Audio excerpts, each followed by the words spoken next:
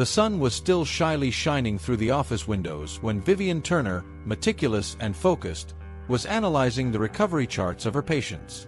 Her fingers glided through papers and medical records, noting down important observations. Each curve on the charts was a life story, a recovery battle she closely followed. Suddenly, a sound cut through the silence of the room, 3 firm and rapid knocks on the door.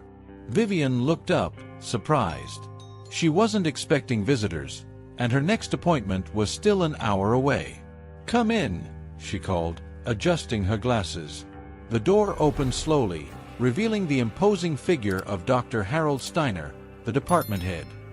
His usual calm expression was tense, and his eyes avoided meeting hers. Vivian felt a twinge of concern. "Harold, good to see you. Is something the matter?" she asked, a slight insecurity in her voice. Dr. Steiner closed the door behind him and walked slowly to the front of Vivian's desk. He sighed before speaking, as if the words weighed heavily on his tongue. "Vivian, I'm afraid I bring disturbing news. There's been a decision from the hospital administration." He hesitated, searching for the courage to continue. Vivian watched him, her heart beginning to race. "Yes, Harold, what happened? Is there a problem with one of the patients?" she asked quickly, thinking of the many faces she had been concerned with over the last few hours. "It's not directly about the patients, Vivian. It's about you." Dr. Steiner finally met her eyes, and what she saw there was a mix of pity and formality. "You are being dismissed, effective immediately." The shock was as sudden as a physical blow. "Dismissed? But why? What did I do?" "Serious errors have been identified in your recent analyses, errors that, according to reports, put patients' lives at risk. The administration considers this unacceptable, and your credentials are being revoked." Dr. Steiner's voice was cold, distant. Vivian felt an emptiness in her stomach. "That can't be true. I would never put my patients at risk. Harold, you know me, you know my commitment. There must be some mistake." She stood up, her hands trembling on the desk. "I really wish it were a mistake, Vivian, but the decisions have been made and are beyond my power. You need to vacate your office today." Dr. Steiner did not seem pleased with the situation, his voice carrying a weight of sadness. Still in shock, Vivian gathered her things, each movement loaded with disbelief. She walked through the hospital corridors, a place that had been her second home for so many years. Sympathetic looks and murmurs of confusion followed her path to the exit. As she passed through the last door, the fresh afternoon air did not bring the usual relief. Instead, she was lost in a whirlwind of questions and a growing sense of injustice. She needed to find out what had happened, but first, she needed to understand how her world had crumbled so quickly. Years had passed since Vivian Turner was forced to leave the hospital. She had rebuilt her life modestly, working at a community clinic and staying away from the spotlight that once illuminated her career. On a rainy autumn afternoon, she decided to enter a small coffee shop to warm up with a coffee before returning to work. Sitting at the table, watching raindrops trickle down the window, Vivian barely noticed the approaching figure until a familiar voice called her name. "Vivian, is that really you? Vivian Turner?" She looked up and saw Michael Ford, a former patient she had treated years ago. He looked older, the weight of the years marked on his face, but his smile was the same as ever. "Michael, what a pleasant surprise. How are you?" Vivian gestured for him to sit down. "I'm okay, all things considered. And you?" "After you left the hospital, I heard rumors, but never knew exactly what happened." Michael settled into the chair, curious and concerned. Vivian sighed, a slight tremor in her voice. "It was a tough time. Unjust accusations took everything I loved. But now, I'm trying to move forward. And you, how have you been?" "I've had my challenges." Michael hesitated, his expression darkening. "Vivian, my daughter, Emily, is going through a very difficult time." Vivian leaned forward, concerned. What happened to Emily? It's a long story, but in short, she was deceived by a man you know very well. Vincent Turner. The name struck Vivian like thunder. Vincent, my ex-husband. She could barely hide the shock and anger that began to boil within her. Yes, he promised to marry her, showed her plans for a life together. She believed him, gave everything. But then, he disappeared, leaving her with huge debts and a broken heart. Michael pressed his lips together, frustration evident on his face. Vivian felt a wave of anger and also guilt for not having seen Vincent's character earlier. I'm so sorry, Michael. If I had known what kind of man he really was, I never imagined he would do the same to others. I know you were another victim of his, Vivian. And that's why I'm here. Emily is depressed, struggling every day to get out of bed. She needs help, and I don't know what to do anymore.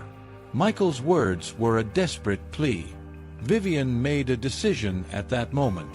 She could not let Vincent continue destroying lives. Michael, let's find a way to bring justice. Not just for Emily, but for all of us whom Vincent has harmed. The two agreed to investigate further, gathering information and seeking legal ways to act against Vincent. Vivian's determination had been reignited, and she knew this was just the beginning of a long journey in search of justice.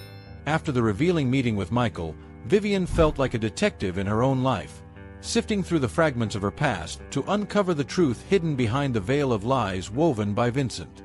Night after night, she sat at her dining table, now covered with old papers and documents, each sheet a piece of the puzzle that was her life with Vincent. On a gray afternoon, Vivian received a visit from Michael, who brought a box of documents that Emily had kept. Here they are, he said, placing the heavy box on the table. Maybe this can help us understand what happened better. Vivian carefully opened the box, removing each document with the delicacy of handling evidence of a crime.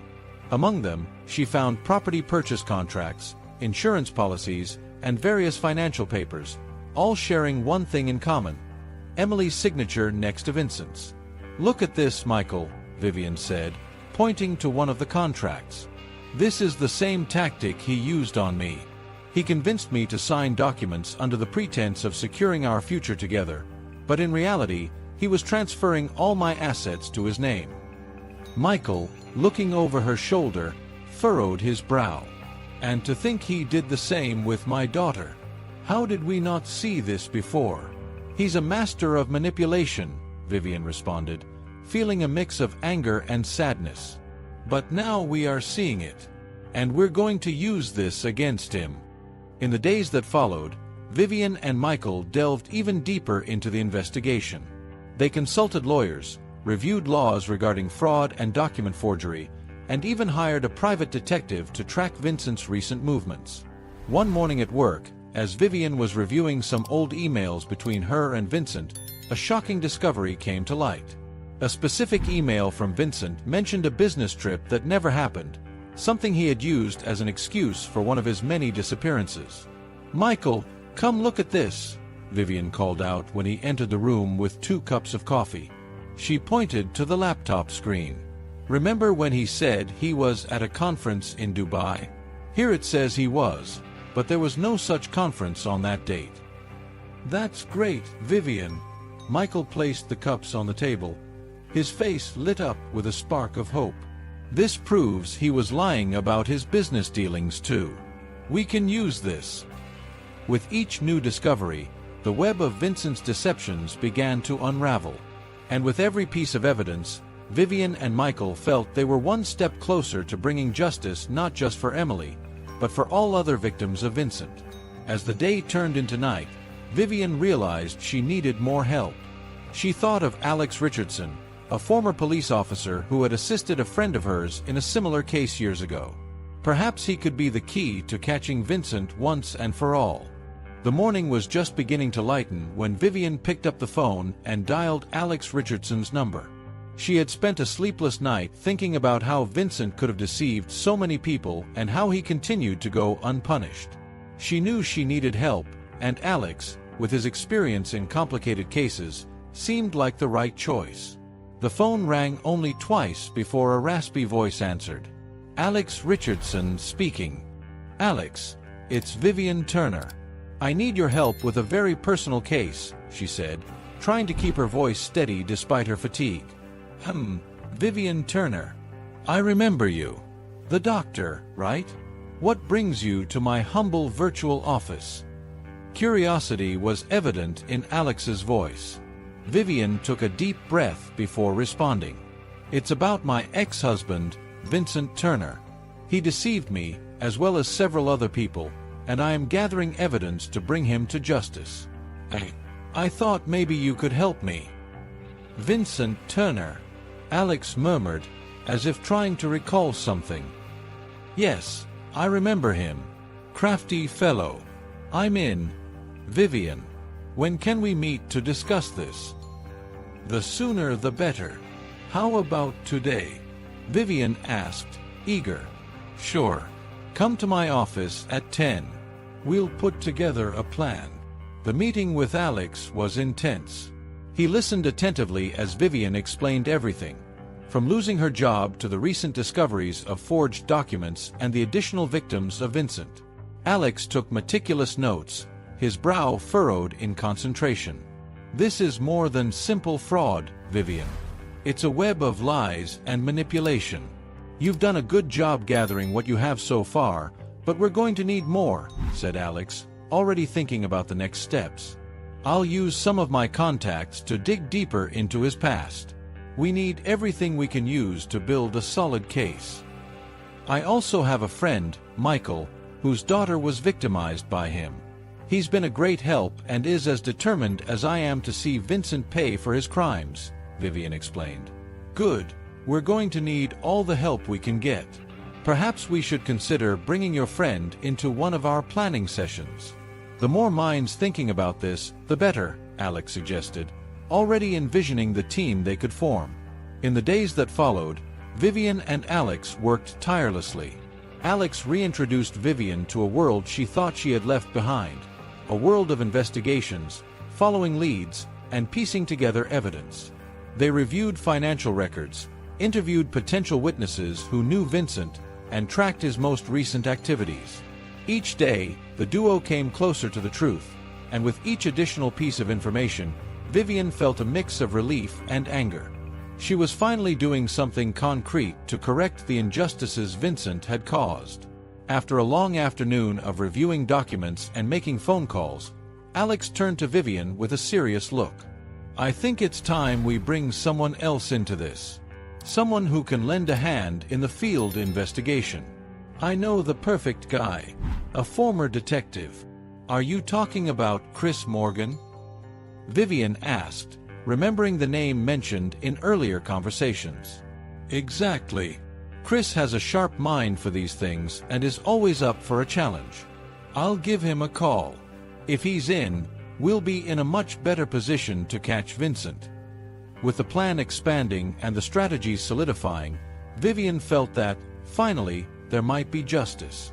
She was no longer alone in this fight, and with Alex and, potentially, Chris by her side, Vincent Turner would have to face the consequences of his actions. After the decision to bring another expert onto the team, Alex picked up his phone and dialed Chris Morgan. It was late, and the sounds of the city had diminished to a murmur.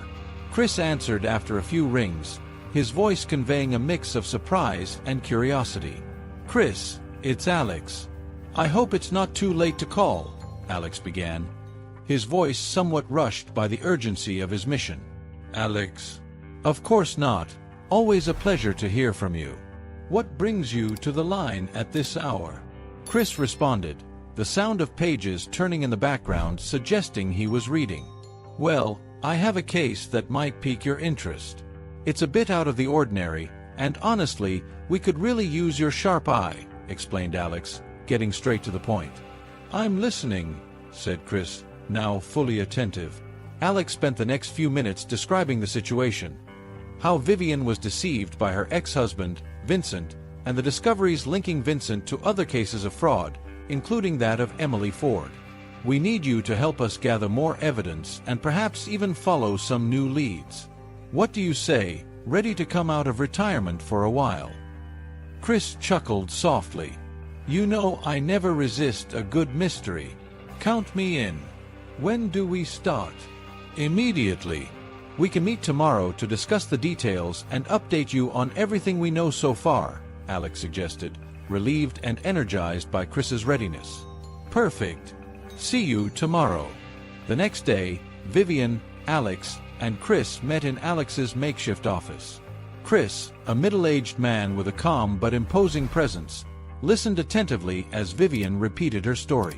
He occasionally jotted something down in his notepad, his eyes never leaving her face, showing deep respect for the pain she had endured. After the meeting, armed with a list of locations to check and people to interview, Chris headed to a nearby town where clues suggested Vincent might be operating his latest scheme.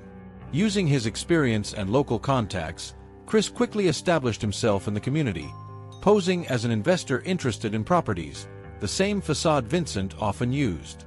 It didn't take long for Chris to discover a woman named Julia, who had recently met Vincent. Julia was enchanted by Vincent, who presented himself as a successful investor interested in helping her start a business. At a local coffee shop, Chris casually struck up a conversation with Julia. "So, you know Vincent Turner?" he asked, observing her reaction. Julia smiled, clearly excited. "Yes, he's incredible. He's helping me invest in my dream of opening a bookstore." "Interesting," Chris commented, maintaining his neutral tone. "He seems to be a man of many talents." "Definitely," Julia agreed, unaware that every word she said was helping to unravel the man who was about to deceive her.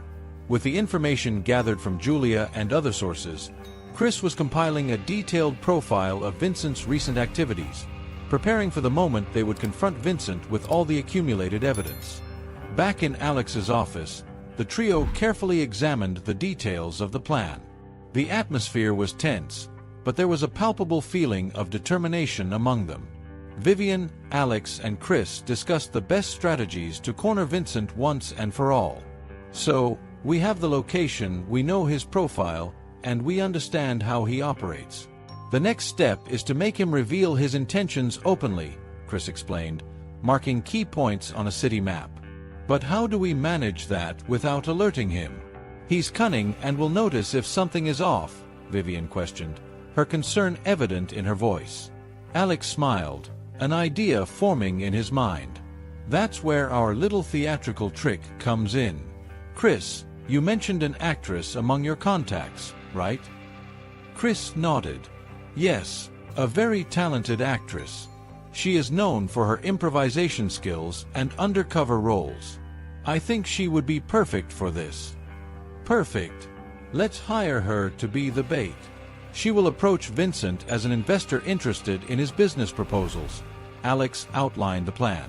"That could really work," Vivian agreed, feeling a mix of nervousness and excitement. "But we need to ensure that everything is recorded. We can't miss any details." With the plan set, Chris contacted the actress, Diana, and scheduled a meeting to discuss the operations details. Diana arrived at the office dressed discreetly, but her confident posture revealed her experience. "So, what exactly do you need me to do?" Diana asked, once the introductions were made. "You will need to pose as a wealthy businesswoman interested in real estate. Vincent loves that type of prey," Chris explained. "We'll equip you with microphones and a hidden camera. All you need to do is follow the script and try to get him to talk about his schemes." Diana listened intently, her eyes sparkling at the prospect of the challenge. "I understand. You want him to expose himself. I can do that. Is there anything specific I should look for during our conversations?" "Any mention of documents, property transfers, or even hints of transferring assets to his name," Vivian responded. "Those are his usual tactics." In the following days, Diana started frequenting places where Vincent usually conducted business, gradually integrating herself into his social circle. With her innate acting skills, she quickly gained Vincent's trust, who saw her as a potential business partner. The interactions between Diana and Vincent were meticulously recorded, each meeting increasing the tension as they neared the moment when Vincent would reveal his plans. On a sunny afternoon in a chic city cafe, the plan reached its critical point. Seated at a table, with the soft sound of a fountain in the background, Diana, now fully immersed in her role, delicately touched Vincent's arm. "Vincent, I've heard many good things about your investment skills. Perhaps you could show me some of your previous contracts? I'm particularly interested in how you manage property transfers," she said, her voice sweetly masking the trap that was about to be sprung. Vincent, confident and unconcerned, smiled, ready to boast of his achievements. "Of course, Diana. I believe you'll be impressed with what I can do." With that simple sentence, Vincent walked straight into the trap set up, unaware that every word was being captured, sealing his fate. The cafe was stuffy and crowded, a constant murmur of conversations filling the air, but at a corner table, the tension between Diana and Vincent could be cut with a knife. Diana, with her hidden recorder activated, leaned forward, her eyes locked on Vincent, hanging on every word as he began to unravel the details of his dubious transactions. "You know, Diana, in the business world, sometimes it's necessary to take certain liberties," Vincent began, confidence oozing from him as he casually stirred his coffee. "For example, when I dealt with my ex-wife Vivian and a certain young lady named Emily, I simply adjusted reality a bit in my favor." Diana maintained her curious and interested expression. "Adjusted reality? That sounds intriguing. Can you tell me more? How did you do it?" Vincent laughed, a low and satisfied sound. "Well, it's simply a matter of persuasion and the right documentation. For instance, with Vivian, I prepared some documents that, let's say, redirected her assets in a way that was more beneficial for me. And she didn't even suspect until it was much too late." "And Emily?" Diana asked, her voice soft, as if she were simply fascinated by his cunning. "Ah, Emily was even easier. She was so in love she would have signed anything I put in front of her. And she did," Vincent continued, his words tinged with arrogance. "She thought she was signing a joint mortgage application for our future home. In reality, it was a consent to transfer all her investments under my control." Diana played her role perfectly, but inside, she seethed with anger at his despicable actions. Yet, she knew she needed more. "That's quite cunning, Vincent, and completely risky. Aren't you afraid that someone might find out and expose you?" Vincent shrugged, confident.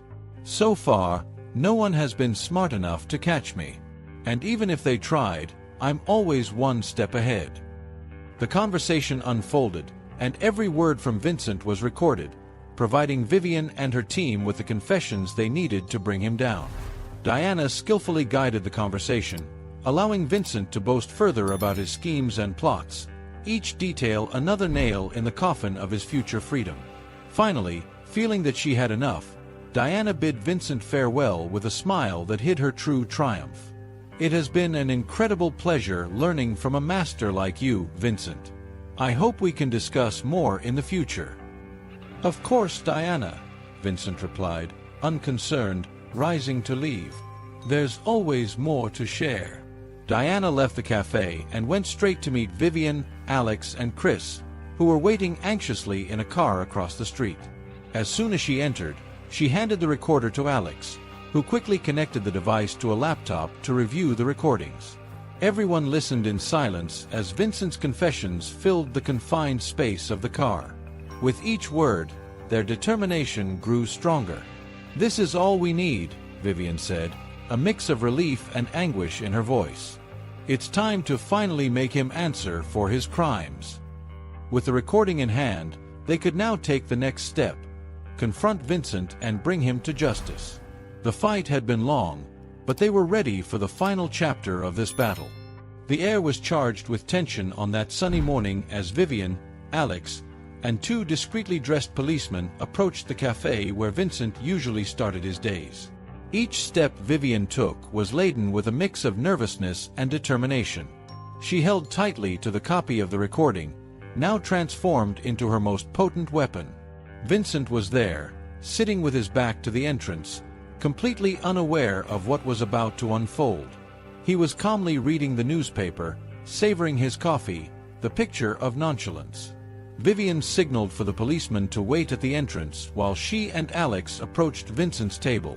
Taking a deep breath, Vivian touched Vincent's shoulder, and when he looked up, his face shifted from surprise to shock upon seeing her. "Vivian! What? How?" Vincent stammered, clearly disoriented by her presence. "Hello, Vincent. We need to talk," Vivian said, her voice steady despite the storm of emotions she felt. Vincent quickly regained his composure, forcing a smile. "Of course, Vivian. I'm always happy to see you, though I'm surprised. What brings you here?" "We're not here for a social visit, Vincent. We're here for justice," interjected Alex, placing a chair for Vivian to sit facing Vincent. Vincent looked at Alex and then at Vivian, the tension rising as he tried to assess the situation. "Justice? What are you talking about?" Vivian then pulled the recording from her pocket and placed it on the table. "We're talking about this, Vincent. About all your frauds, all your lies. Everything was recorded. Everything." Vincent's expression instantly changed. The smile vanished, replaced by a mask of coldness. "Vivian, do you really think a recording is going to change anything? Who's going to believe you, a discredited doctor, over me?" "It's not just me who believes," Vivian replied, subtly nodding to the policeman. They stepped forward, their imposing presences now fully visible to Vincent. Vincent looked around, realizing he had nowhere to escape. "You're making a big mistake," he whispered, trying to maintain his composure. "The only mistake was trusting you," Vivian said. "But that ends today. You're going to pay for everything you've done, Vincent. For me, for Emily, and for everyone else you've hurt." The policeman approached, one of them placing a hand on Vincent's shoulder. "Vincent Turner, you are being arrested for fraud and other related charges. You have the right to remain silent. Anything you say can and will be used against you in court." As Vincent was handcuffed and led out of the cafe, Vivian felt a wave of relief and vindication. She had faced her past, and now she could finally start to look toward the future. But first, there was the trial, the opportunity to expose Vincent before the law and ensure that he could no longer harm anyone. The courtroom was stuffy and tense as Vincent was led to the front, handcuffed and with a grim expression. He sat down, his gaze slowly wandering around the room, briefly stopping on Vivian, who was seated between Alex and Emily, both women radiating a mix of nervousness and determination. The judge entered and the session was called to order. "This court is now in session. The case against Vincent Turner for fraud and other related charges will be judged," he declared, his voice echoing through the silent room. The prosecuting attorney, a man with an upright posture and firm voice, stood up first. "Ladies and gentlemen of the jury, today you will hear the truth about Vincent Turner. Not just my truth, or the prosecution's truth, but the truth from the victims themselves and irrefutable evidence that leaves no room for doubt." Vivian was called to testify first. With each step toward the stand, she felt the weight of years of lies and manipulation fading away. She swore to tell the truth and began to recount her story, her voice steadier than ever. "Vincent Turner was my husband, and I trusted him with everything I had. But he used that trust against me, deceiving me into signing documents that transferred my properties to his name, without my true knowledge or consent," Vivian testified, her words echoing in the courtroom silence. After her testimony, the confessional recording was played, loud and clear for the entire court to hear. Vincent casually spoke about his frauds and how he deceived both Vivian and Emily. His voice in the recording was a condemnation in itself. Next, Emily was called. She walked timidly to the stand, but her words were anything but timid. "I loved Vincent, and he knew it. He used my love to deceive me, making me sign my life away to him. I lost everything because of him." Other victims also testified, each describing similar patterns of deceit and manipulation. The evidence piled up, and with each testimony, Vincent seemed to shrink more in his chair, his facade of confidence crumbling. The defense attorney tried to undermine the credibility of the witnesses and suggested that the understandings were misconceptions, but the evidence was too solid, too convincing. Finally, after hours of deliberation, the jury returned with a verdict. In the case of Vincent Turner, we find the defendant guilty on all charges. A sigh of relief and satisfaction swept through the room. Vivian felt tears begin to form in her eyes, not from sadness, but from relief and the closure of a chapter in her life. Vincent was sentenced shortly afterward, receiving the maximum possible for his crimes.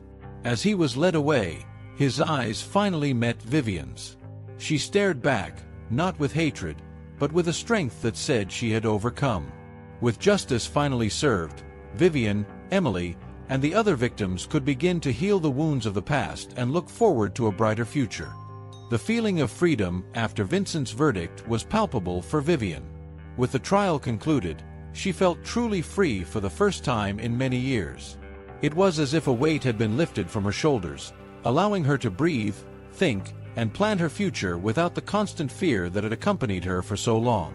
The day after Vincent's sentencing, Vivian walked through the doors of the hospital where a new position had been offered to her. The hospital was modern and well-equipped, specializing in the treatment of burns, a field in which Vivian had always excelled. She was warmly greeted by the department head, Dr. Simmons, a middle-aged man with a welcoming smile. "Dr. Turner, we are very pleased to have you with us. Your expertise in burn treatment is exactly what our department needs," said Dr. Simmons, guiding her through the bright corridors of the hospital. "Thank you, Dr. Simmons. I am eager to contribute and learn from the team," Vivian responded, her voice filled with renewed hope. That first week, Vivian immersed herself in her work with an energy she hadn't felt in years. She participated in rounds, consulted patients, and began developing a new treatment protocol for patients with severe burns. The work was demanding but brought immense satisfaction. Each patient who improved under her care was a reminder of why she had chosen medicine. Outside the hospital, Vivian also began to rebuild her personal life. She moved into an apartment closer to work, a small but cozy space that she began to decorate with plants and photos of places she wished to visit one day. It was her sanctuary, a place where she could reflect and heal from the emotional scars left by years of manipulation. Vivian also resumed old hobbies she had abandoned during her tumultuous years. She enrolled in painting classes on Saturdays and joined a book club, rediscovering the joy in activities that enriched her spirit.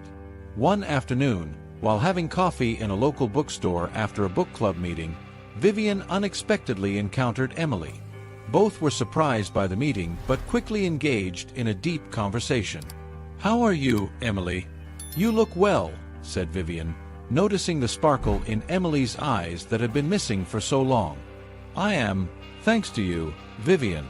After everything that happened, I decided to go back to school. I'm studying psychology now. I want to help people who have gone through emotional traumas, like us," Emily replied, a sincere smile framing her face. "That's wonderful, Emily. You're going to be great at it," Vivian said, feeling a wave of pride for the young woman before her. They continued talking for hours, sharing dreams and plans for the future. It was clear that both had begun to heal, and although the path ahead might still present challenges, they were better equipped than ever to face them. Over the weeks, Vivian's new life began to take shape, marked not by fear and uncertainty but by hope and determination. She knew there was still much to do, but for the first time in a long time, she was excited to see what the future held. As the days grew longer and the warmth of summer began to be felt, Emily and Vivian met frequently, both out of a mutual need for company and a shared desire for healing. Each meeting was an opportunity to strengthen their friendship and share the progress and challenges in their recovery processes. On a particularly warm afternoon, Emily and Vivian sat in a tranquil park, watching children playing in the distance and enjoying the generous shade of an old oak tree. The laughter of the children created a cheerful backdrop for the serious conversation they were having. "You know, Vivian, I really don't know if I could have gotten through all this without you and the support of therapy, Emily confessed, looking at the leaves dancing in the wind. Talking about what happened, really talking, has been so crucial for me. Vivian nodded, deeply understanding the importance of those sessions. I completely understand, Emily. And I'm so proud of how much you've grown and strengthened. Remember how you were when we re-met at that cafe? Look at you now. It's true, Emily smiled, a glow of achievement in her eyes. Sometimes, I even surprise myself. And studying psychology, it's giving me a new perspective. Not just about myself, but about how I can help others. I want to give people the help that I received. Vivian smiled, feeling a wave of gratitude for having someone like Emily in her life. That's wonderful, Emily. You're going to make a real difference in the world. And you know, helping you has also helped me. You've shown me the power of resilience and compassion. As the afternoon progressed, they discussed their hopes and future dreams. Vivian talked about her ambitions at the hospital and how she wanted to expand the burn treatment program to include more psychological support for patients, inspired by Emily's own process. Emily, in turn, shared her ideas about using her education to create a support group for people who had been manipulated by loved ones, a safe space where they could share their stories and find mutual support. That sounds incredible, Emily. You've really found your calling, Vivian commented, her admiration evident. As the sun began to set, tinting the sky orange and pink, Emily and Vivian stood up, ready to go their separate ways until the next meeting. See you next week? Emily asked, hopeful. Of course, Vivian replied, with a nod. I wouldn't miss it for anything. Both knew that, although the path ahead might still present challenges, the journey would be infinitely more bearable with each other's support. They said goodbye with a hug, each taking with them the shared strength and the promise of new beginnings. As Vivian advanced in her new journey, she became a beacon of hope and determination for many. Transforming her pain and experience into a powerful message of resilience, she began speaking at seminars and conferences about fraud prevention and the importance of psychological support for victims of manipulation. On a rainy autumn afternoon, Vivian was backstage at a large auditorium, preparing for one of her most important lectures titled Strength in Truth, Overcoming Fraud and Manipulation. The auditorium was filled with people of all ages, many of whom had their own stories of struggle and overcoming. Before she went on stage, she was approached by a young woman, whose eyes were filled with a mix of nervousness and admiration.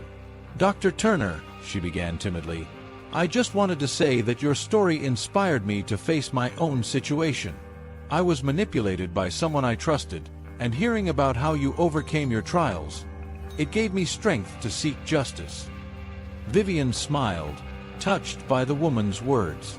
Thank you for sharing that with me. Remember, you are not alone and you have the power to change the ending of your story. With those words of encouragement, Vivian took the stage. The lights came on, illuminating her as she began to speak, her voice clear and firm echoing through the space. Good afternoon, everyone, she began, her gaze sweeping the crowd. Today, we are here to talk about something that many of us face at some point in our lives: manipulation and fraud. But more importantly, we'll talk about resilience and recovery. Vivian shared her story, not omitting any challenge or victory, big or small. She discussed the crucial role of legal and psychological support, and how essential it was to have people who believed in her when she needed it most. As the lecture progressed, Vivian unveiled a new project, an initiative to create support centers for fraud victims, offering not just legal counseling but also emotional support. No one should have to face these battles alone, she declared, the audience nodding in agreement and applauding her fervor. As the lecture neared its end, Vivian introduced what she called the real surprise of the afternoon. With an enigmatic smile, she invited to the stage a man who had been instrumental in her recovery journey and whom many in the room would recognize. Chris Morgan, the detective who had helped her unmask Vincent. Chris stepped onto the stage, his imposing and calm presence contrasting with Vivian's vibrant energy. When Vivian approached me, he began, looking at her with evident respect. "I saw a woman determined to seek justice, not just for herself, but for everyone who had suffered as she had." The audience listened in silence, hanging on every word, moved by the story of courage and collaboration. Chris and Vivian discussed the importance of community vigilance and early intervention in cases of fraud. When the lecture ended, a long line formed to speak with Vivian and Chris. People shared their stories, sought advice, or simply wanted to thank Vivian for her courage.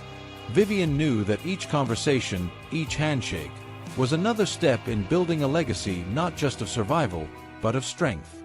Thus, what began as one woman's personal journey to overcome betrayal and loss became a universal message of hope and action, resonating with all those seeking to turn their pain into power.